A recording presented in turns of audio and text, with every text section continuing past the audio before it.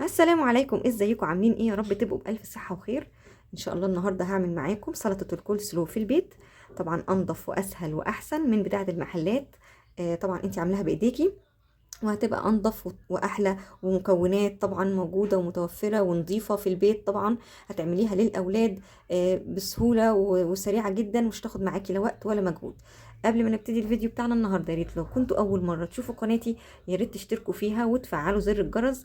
ولو عجبكم فيديو النهارده سيبوا لي كومنت في التعليقات يشجعني انزل لكم فيديوهات تانية كتير كتير كتير، وتدعموني اكبر قناتي بيكم. يلا نسمي الله ونشوف هنعمل ايه مع بعض. المقادير حبايبي زي ما قلت لكم متوفره في كل بيت وسهله وبسيطه وكمان رخيصه جدا. هتعملي احلى واسرع وانضف كول سلو. انا معايا يعني قد كده كوبايتين كرنب. الكرنب الابيض الصغير ده بتاعنا ده. تجيبي كوبايتين وتقطعيهم قطع صغيره.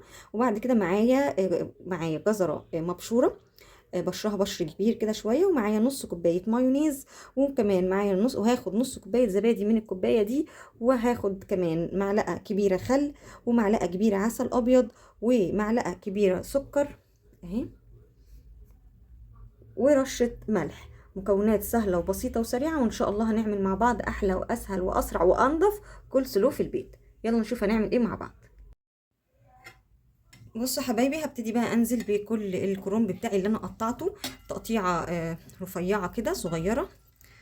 تمام. هبتدي بقى انزل بكل الكرنب بتاعي كده. طبعا الكميه اللي انت عايزه تعمليها براحتك، وكمان عايزه تزودي تنقصي برضو براحتك. ونبتدي كمان نحط كل الجزر اهو اللي معايا كله اهو.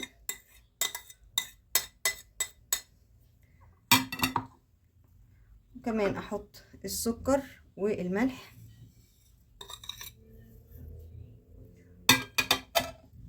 وهاخد المايونيز اللي معايا بقى ده كله وننزله كله.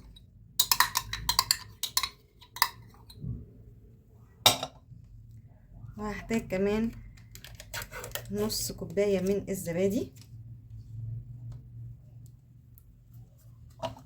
وهحتاج كمان معلقة كبيرة من العسل، ونبتدي نقلب كل الخليط ده مع بعض اهو. حبايبي حطيت العسل اهو، المعلقة الكبيرة عسل حطيتها، وابتدي بقى زي ما قلت لكم نقلب كل الخليط ده كله مع بعضه لحد ما يتجانس مع بعض.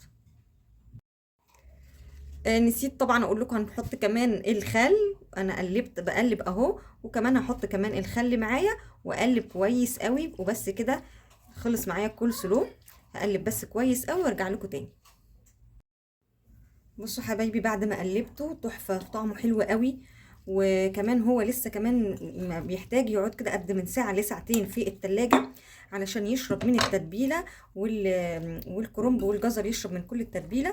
ما يعني مش بنعمله ناكله على طول، بنعمله ونسيبه كده قد ساعتين في التلاجة.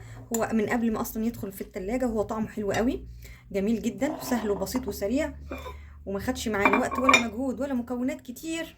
وطبعا زي ما انتوا عارفين انضف من اللي بنجيبه مع الاكل بره في المحلات، انضف كتير جدا جدا. بصوا نبتدي بقى نقدمه كده، بس طبعا بعد ما تبقي كوني سبتيه في التلاجة زي ما قلت لك مش اقل من ساعتين اهو. احلى واسرع واسهل كول سلو اهي، حلوه قوي قوي قوي. هحط عليه بقى شرايح فلفل والخيار كده، نزوقه كده. هبتدي بقى احط عليه شرايح كده فلفل وخيار، ليه بس كده للتزيين كده اهو. ما خدش معايا لا وقت ولا مجهود ولا مكونات كتير ولا اي حاجه، وطلع معايا اسهل واسرع كول سلو. احط كمان حته خياره كده، سهل وسريع وبسيط، ومكونات سهله وبسيطه ونضيفه طبعا. واهم حاجه اهم حاجه يا جماعه ان هو انضف من اللي بيتباع مع الوجبات في المحلات بره. يا رب النهارده يكون الفيديو عجبكم واستفدتوا منه، وسهل وسريع وبسيط، ومكونات سهله وبسيطه، عملنا احلى واطعم واسهل كل سلو في البيت. يا رب النهارده يكون الفيديو عجبكم واستفدتوا منه، واستنوني في كل فيديوهات سهله وسريعه وبسيطه. مع السلامه.